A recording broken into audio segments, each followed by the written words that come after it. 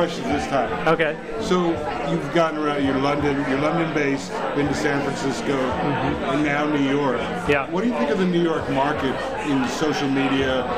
What can you? Do you have any feeling? Any reflection? Yeah, I have strong feelings about New York. Actually, I find a complete difference between New York and San Francisco. So in San Francisco, we have there's a real focus on startups.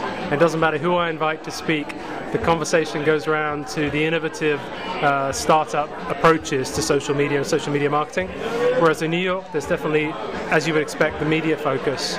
So like today, it wasn't planned, but we had a bunch of TV companies talking about stuff that they're doing, and also in the audience, we had many more sort of press, media, bloggers than we normally get as well. So yeah, it's an interesting split. And in London, I would say we get many more of the bigger brands.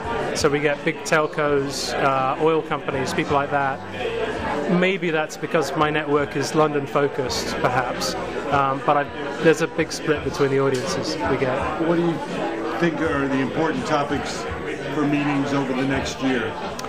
Well, so as I mentioned today, social CRM is a buzzword this year, but it's also, I think, it's a bit niche because it's actually about social business. It's about businesses changing the way they work to actually incorporate social into their processes.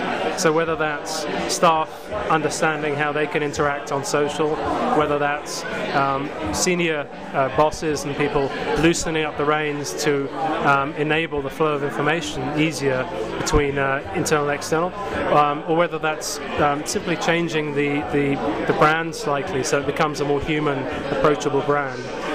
That for me is the biggest trend that's going to be happening over the next few months, definitely the next couple of years. Very good. Cool.